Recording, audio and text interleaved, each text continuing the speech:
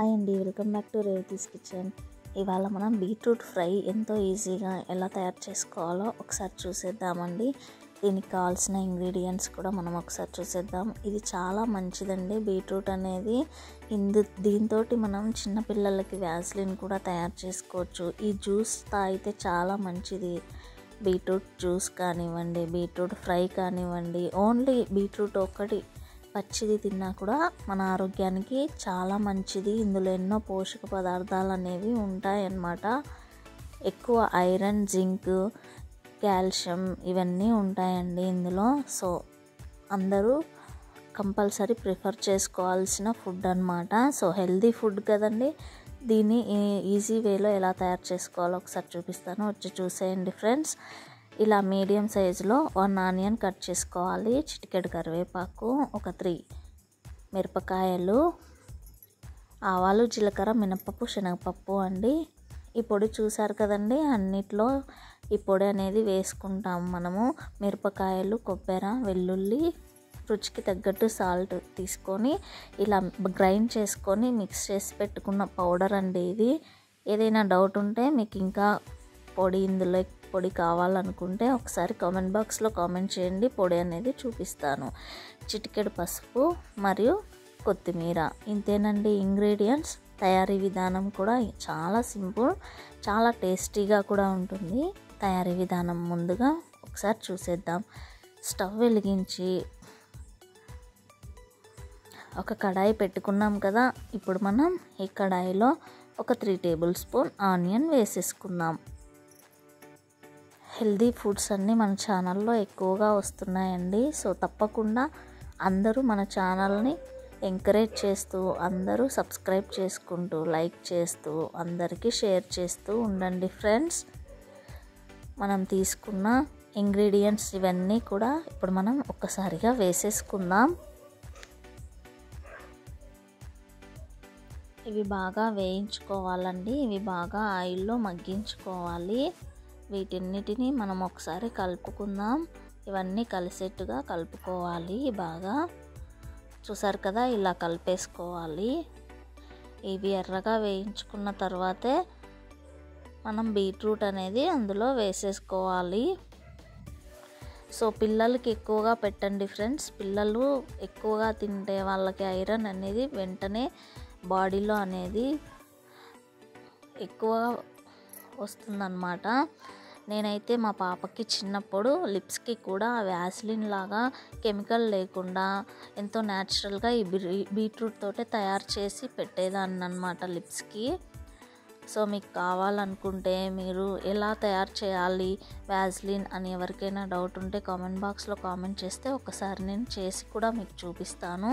ఇప్పుడు మనం బీట్రూట్ వేసుకొని ఇందులో ఇంగ్రీడియంట్స్ అంతా ఈక్వల్గా కలిసేట్టుగా బాగా కలుపుకుంటూ మిక్స్ చేసుకోవాలి ఫ్రెండ్స్.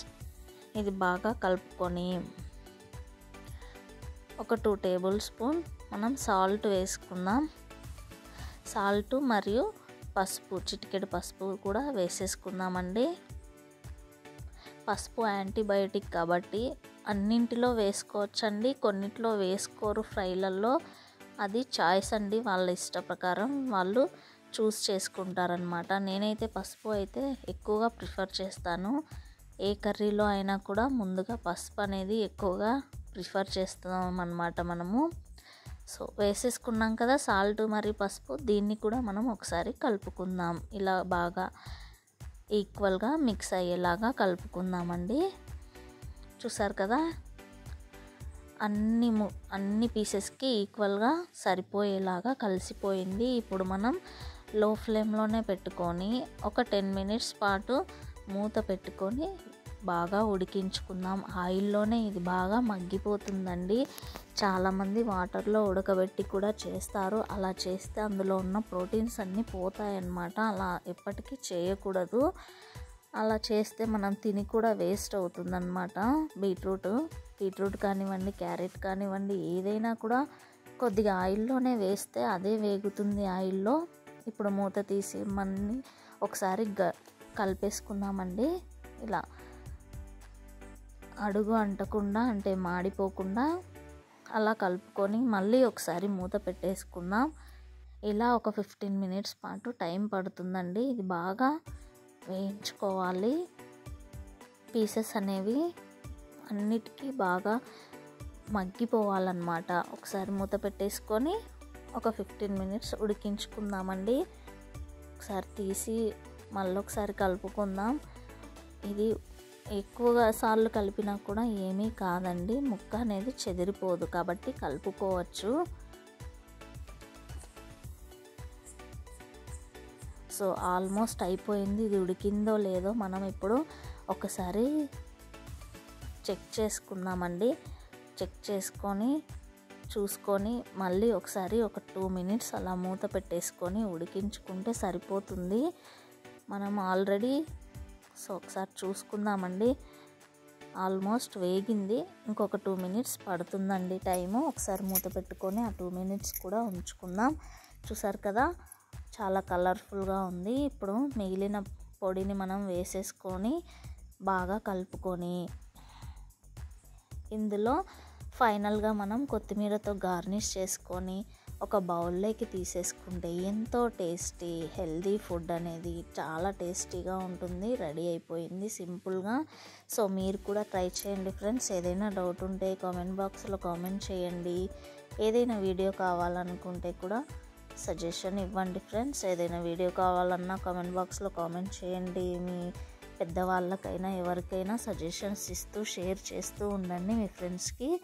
ఈ వీడియో మీకు నచ్చినట్లయితే అందరూ చూడడమే కాకుండా తప్పకుండా సబ్స్క్రైబ్ చేసుకోండి ఫ్రెండ్స్. చూసారు కదా, దగ్గర నుండి చూపిస్తున్నాను. ఎంతో చక్కగా ఉంది, చాలా బాగా అయిపోయింది. చూస్తుంటేనే నోరూరిపోతుంది. మనం మూత పెట్టేసుకొని ఒక బౌల్లోకి తీసుకొని గార్నిష్ చేసేసుకుందాం. చూసారు కదా ఎంత బాగుందో. సో ఈ వీడియో మీకు నచ్చినట్లయితే లైక్ చేయండి, షేర్ చేయండి. మన ఛానల్ని అందరూ సబ్స్క్రైబ్ చేసుకోండి. Thanks for watching. Thank you.